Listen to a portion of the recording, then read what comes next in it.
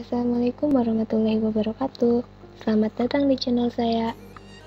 Pada video kali ini, saya akan membahas tentang implementation support atau pendukung implementasi.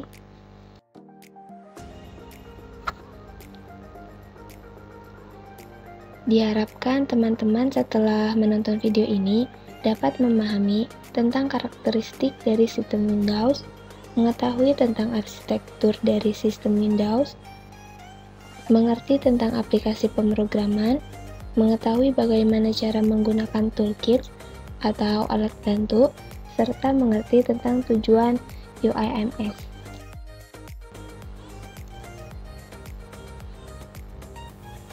Apa saja sih yang akan dibahas pada video pendukung implementasi? Kita akan membahas tentang elemen sistem Windows, aplikasi program, penggunaan toolkits atau alat bantu, dan User Interface Management System atau sering disingkat UIMS.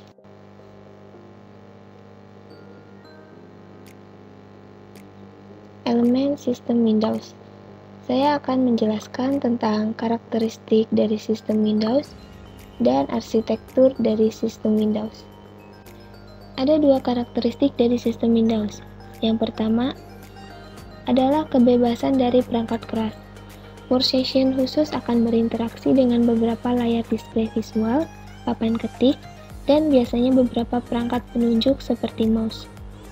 Keberagaman dari perangkat keras ini dapat digunakan pada setiap sistem interaktif, dan semuanya berbeda dalam hal data yang dikomunikasikan dan perintah yang digunakan. Untuk itu, pemrogram membutuhkan suatu perintah langsung ke suatu terminal abstrak yang mengerti dengan bahasa yang generik dan dapat diterjemahkan ke bahasa dari banyak perangkat khusus lainnya. Selain membuat tugas pemrograman lebih mudah, terminal abstrak memungkinkan portabilitas dari program aplikasi. Hanya satu program terjemahan device driver butuh digunakan atau dituliskan untuk perangkat keras khusus, dan kemudian setiap program aplikasi dapat mengaksesnya. Bahasa generik untuk terminal abstrak pada sistem Windows disebut dengan imaging model. Contoh dari imaging model yaitu Pixel, GKS, Pix, dan PostScript. Sedangkan karakteristik yang kedua, yaitu sistem Windows menyediakan kemampuan berbagi sumber dari satu konfigurasi perangkat keras dengan beberapa salinan terminal abstrak. Masing-masing terminal abstrak berlaku sebagai proses bebas, dan sistem Windows akan mengkoordinasikan kontrol dari proses yang ada.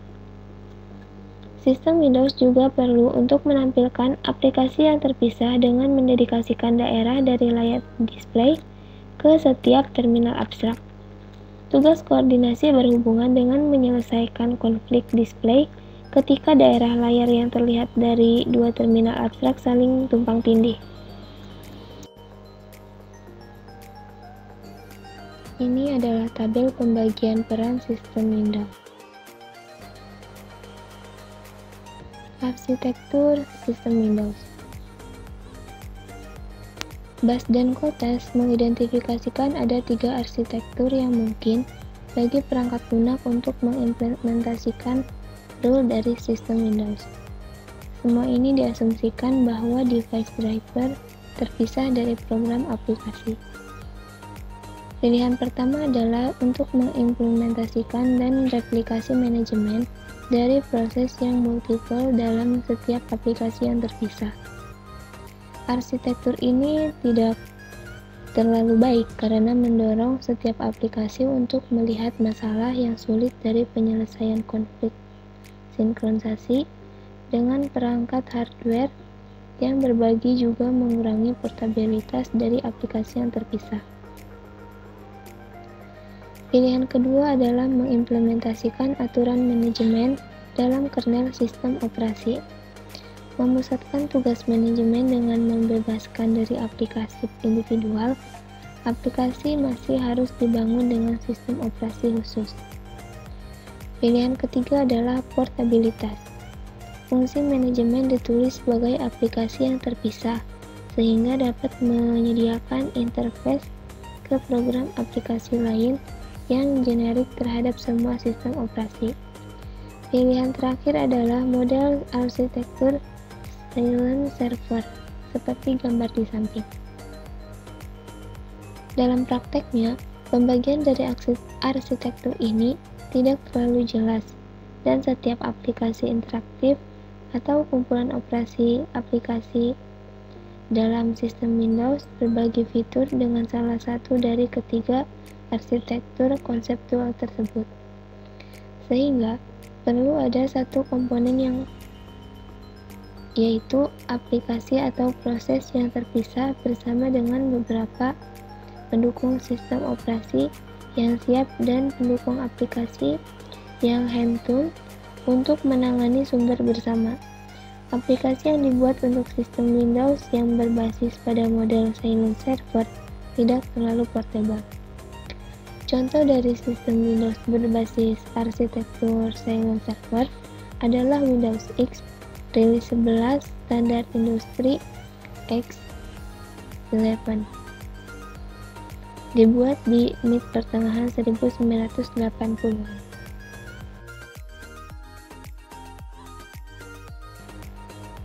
Program aplikasi. Aplikasi yang interaktif umumnya user-driven. Aksi aplikasi yang ada ditentukan oleh input yang diterima dari user. Ada dua paradigma pemrograman yang dapat digunakan untuk mengorganisasikan alur kontrol dalam aplikasi. Paradigma pertama adalah rate evolution loop yang internal terhadap program aplikasi itu sendiri. Contoh pada pemrograman Macintosh, server mengirim input user sebagai event terstruktur ke aplikasi silent. Fokus server yang penting adalah pada event dari klien yang harus diarahkan. Aplikasi klien diprogram untuk membaca setiap event yang melaluinya dan menentukan semua perilaku aplikasi khusus yang menghasilkan respon. Alur logika dari aplikasi silent dalam pseudocode dan diagram adalah seperti di samping. Aplikasi memiliki kontrol yang lengkap terhadap proses event yang diterima. Pemrogram harus mengeksekusi kontrol melalui setiap kemungkinan event yang klien akan terima. Pada Macintosh dan Mac App. Paradigma pemrograman lainnya adalah berbasis notifikasi atau notification based, di mana loop kontrol utama untuk proses event tidak ada dalam aplikasi. Pusat notifier penerima event dari sistem Windows dan menyaringnya ke program aplikasi dengan suatu program seperti terlihat pada gambar di samping. Program aplikasi menginformasikan ke notifier event apa yang penting dan masing-masing event mendeklarasikan satu prosedurnya sebagai callback sebelum mengubah kontrolnya ke notifier. Ketika notifier menerima event dari sistem Windows, terlihat jika event diidentifikasi oleh program aplikasi, maka notifier akan melewatkan event dan kontrol ke prosedur callback yang diregistrasi untuk event. Setelah pemrosesan, prosedur callback mengembalikan kontrol ke notifier. Pemberitahuan untuk melanjutkan event yang diterima atau diminta diakhiri. Pada paradigma berbasis notifikasi, dialog preempsi tidak sederhana. Alur kontrol di luar dari program aplikasi. Prosedur callback harus dimodifikasi semua untuk mengenal situasi di mana dialog preempsi diperlukan dan pada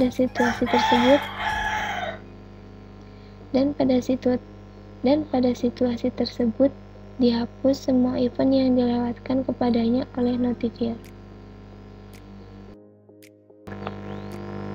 Using toolkits atau penggunaan alat bantu. Gambar ini menunjukkan contoh bagaimana input dan output digabungkan interaksi dengan objek tombol. Saat pengguna menggerakkan kursor mouse ke atas tombol, maka akan berubah menjadi jari untuk menunjukkan bahwa pengguna dapat mendorongnya.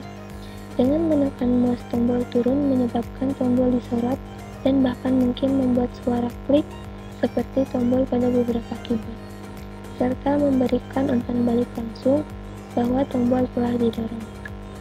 Saat melepaskan tombol mouse sehingga tidak menyoroti tombol dan menggerakkan mouse dari tombol akan mengubah kursor ke bentuk awal, menunjukkan bahwa pengguna tidak lagi berada di area aktif tombol.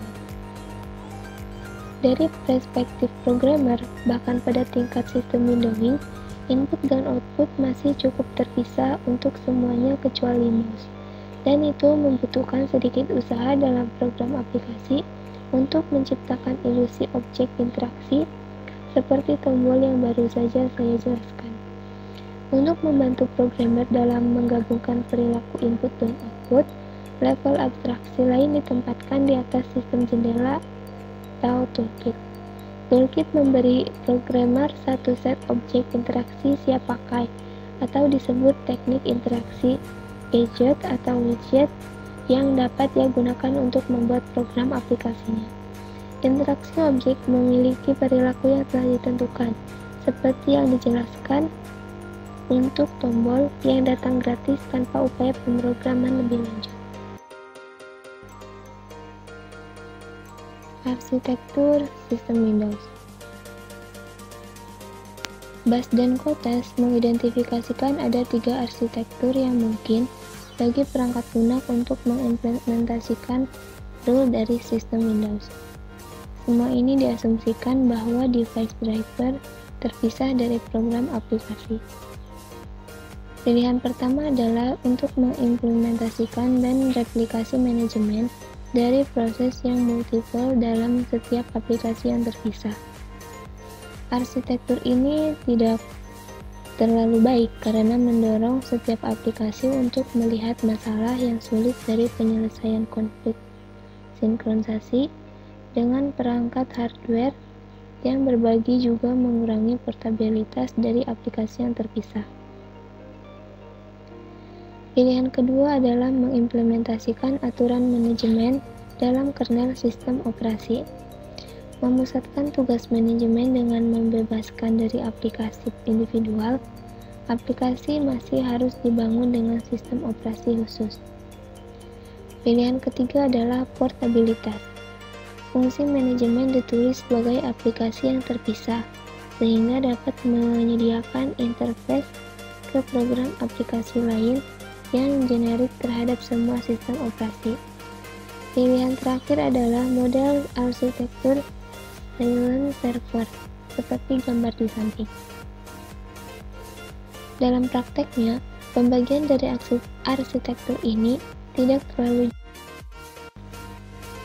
Selanjutnya yaitu User Interface Management System, atau sering disingkat UIMS. UIMS adalah level akhir dari alat pendukung pemrograman, memungkinkan desainer dan programmer mengkontrol hubungan antara objek presentasi dari toolkit dengan fungsi semantiknya dalam aplikasi sebenarnya. UIMS menambahkan level di atas toolkit karena toolkit terlalu sulit untuk bagi yang bukan programmer. Dimungkinkan penggunaan UI Development System, UI Builder, atau UI Development Environment sebagai arsitektur konseptual teknik implementasi dan dukungan seperti NetBeans, Edipsi, Visual Video, DLP, dan lain-lain. Set dari pemrograman dan teknik desain yang dapat menambah level dari service untuk desain sistem interaktif selain level toolkit adalah sistem manajemen interface system. Fokus utama dari UIMS adalah arsitektur konseptual untuk struktur dari sistem interaktif yang dikonsentrasikan pada pemisah semantik aplikasi dan presentasi. Yang kedua yaitu teknik untuk mengimplementasikan aplikasi dan presentasi secara terpisah. Selanjutnya yaitu teknik pendukung untuk menangani mengimplementasikan, dan mengevaluasi lingkungan interaksi yang sedang berjalan. UIMS sebagai arsitektur konseptual. Isu utama adalah bagaimana memisahkan antara semantik aplikasi dan interface yang bersedia sebagai user. Banyak argumen yang baik untuk mendukung pemisahan ini, yaitu portability. Agar aplikasi yang sama dapat digunakan di sistem yang berbeda, maka membuat aplikasinya sebaiknya terpisah dari interface device dependennya. Reusability. Pemisahan meningkatkan komponen untuk dapat digunakan sebagai dapat mengurangi biaya. Multiple interface. Untuk meningkatkan fleksibilitas aplikasi yang interaktif, beberapa interface yang berbeda dibuat untuk mengakses fungsionalitas yang sama. Customization. Interface user dapat di-custom oleh desainer dan user untuk meningkatkan keefektifannya tanpa mengubah aplikasi. Sekali aplikasi dari presentasi dipisahkan, komunikasi antara keduanya perlu dipertimbangkan. Ini yang disebut sebagai kontrol dialog. Secara konseptual, ada 3 komponen utama dari sistem, yaitu interaktif aplikasi, presentasi, dan kontrol dialog. Komponen logika dari UIMS. Presentasi. Komponen bertanggung jawab atas tampilan interface, termasuk output dan input yang tersedia bagi user. Kontrol dialog. Komponen mengatur komunikasi antara presentasi dan aplikasi. Interface aplikasi. Pandangan dari semantik aplikasi yang disediakan sebagai interface. MVC dan PIC. Pada pemrograman Smalltalk, link antara semantik aplikasi dan presentasi dapat dibangun dari 3 serangkai MVC ini. Smalltalk adalah sistem pemrograman berorientasi objek yang berhasil membangun sistem interaktif baru berdasarkan sistem yang sudah ada. Model MVC menunjukkan semantik aplikasi, view menangani output grafik atau teks dari aplikasi yang mengontrol menangani input. Perilaku dasar dari model ini adalah view dan pengontrol ditempelkan atau dimasukkan dalam kelas objek umum dari Smalltalk yang diwariskan dari instan dan dimodifikasi. Model Coutts berikut merupakan sistem interaktif berarsitektur multi-agent. Disebut model Presentation Application Control (PAC). Model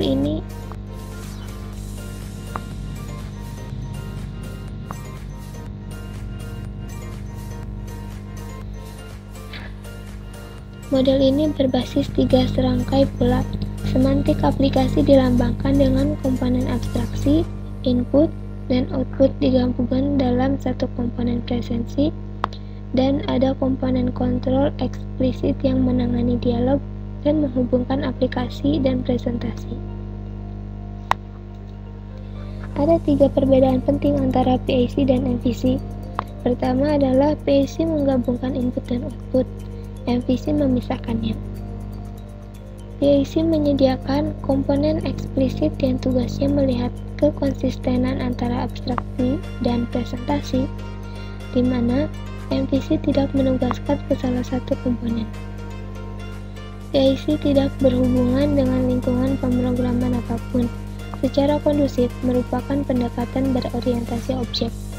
Perbedaan yang terakhir ini yang membuat PAC mudah mengisolasi komponen kontrol adalah PAC lebih merupakan arsitektur konseptual dibandingkan MVC karena kurang implementation dependent.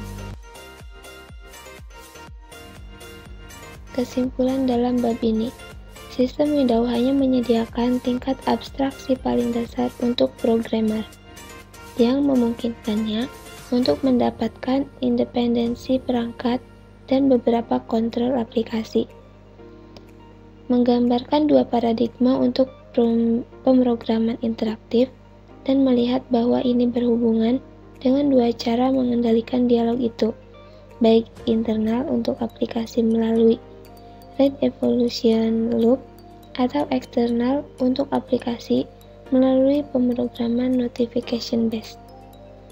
toolkit yang digunakan dengan sistem windowing tentu menambah level abstraksi dengan menggabungkan perilaku input dan output untuk memberikan programmer akses ke objek interaksi yang akan digunakan untuk membangun komponen sistem interaktif.